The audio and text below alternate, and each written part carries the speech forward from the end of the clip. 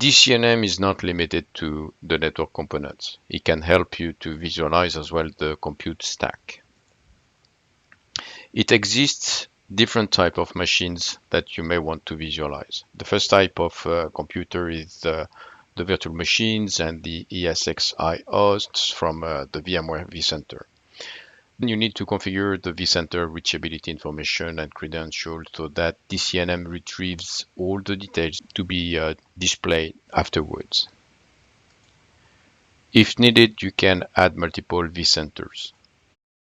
From the topology windows you have just seen, you can expand the network view with the physical host and or with the virtual machines and get the network details such as the VLAN ID up to the leaf nodes where the host is attached to the virtual port channel, for example. When you select a machine, you can get the details for the operating system running, its version, the CPU type, the memory, and the networks. This is a snapshot of topology that displays the compute stack with all machines, the ESXi hosts, the virtual machines, as well as the virtual switches. To visualize the compute stack, you need to tick the checkbox for the compute on the show menu on the right side, and then select if you want to see the physical host only or all machines. You can also filter the view by vCenter if you have multiple VMM installed.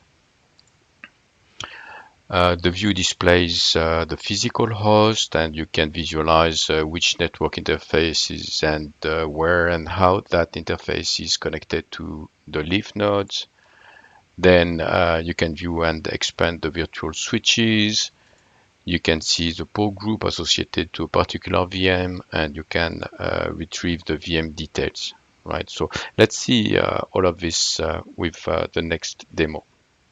Okay, so let's return to the topology view now, and before you configure any virtual machine manager, the show selection area on the right side does not display any compute options. This is expected because you need to enter first the credentials of your vCenters. To configure it, then go to the control management sections and select the virtual machine manager. Click on the plus sign to add a new VMM. Provide the reachability and credential information and validate. After a few seconds, the status should come OK. If so, you can return to the topology view.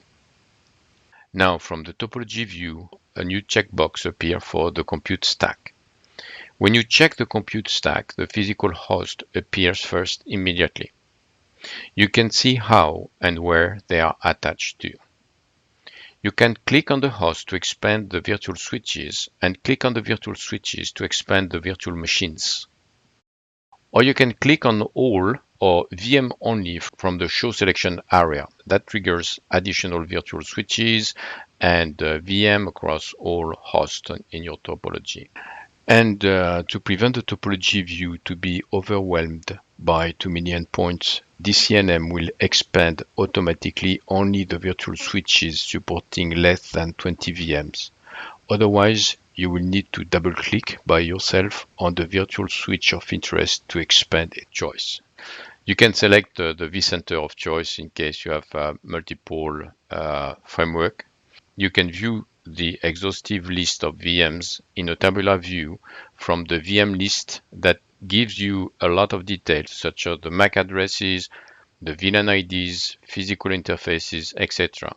From the list, you can select a VM and open it to show further details such as the vCPU, the memory usage, and the guest OS, right?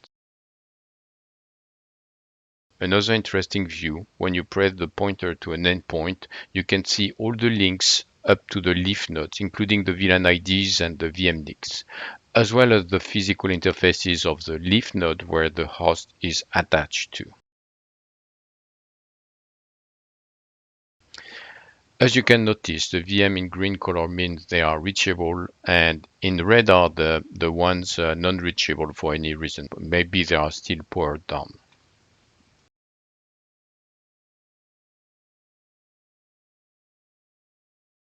The second type of machine visualization is for the containers. DCNM supports Kubernetes cluster running on a physical host or a virtual machine. If the Kubernetes cluster runs on a virtual machine, you need to add the vCenter of interest via the VMM settings if the latter is different from the other vCenter already configured.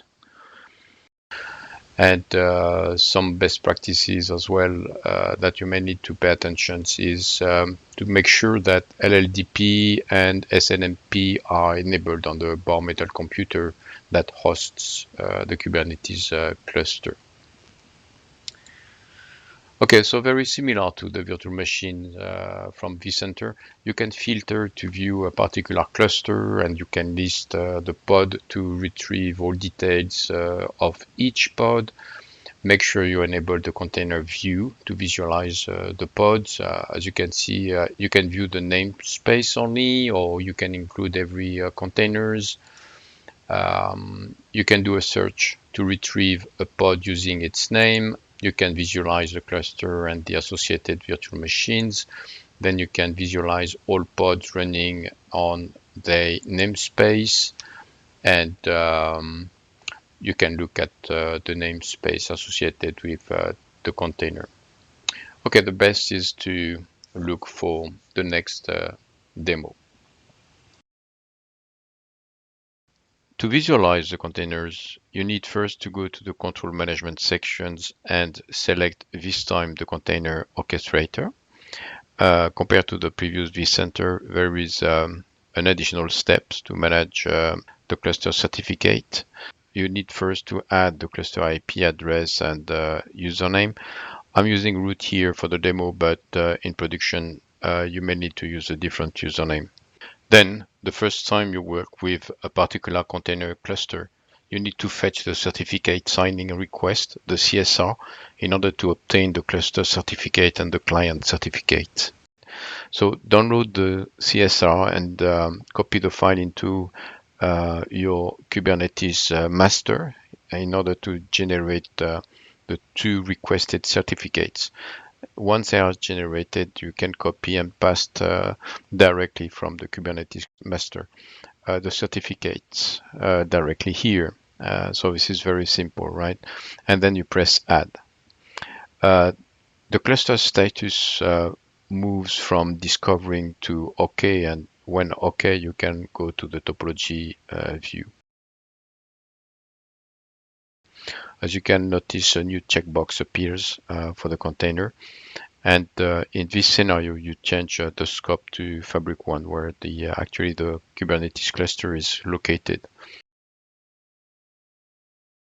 Tick the container checkbox and all checkbox to visualize the namespace and all pods and containers.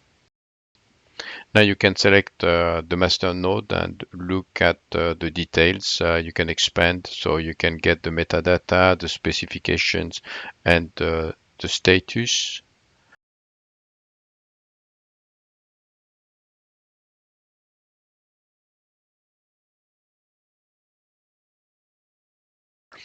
You can repeat the same actions for a pod. And you can also list all pod in a tabular view with several details, including the status running or not running. And finally, you can visualize the vCenter and all the containers in a single pane of glass.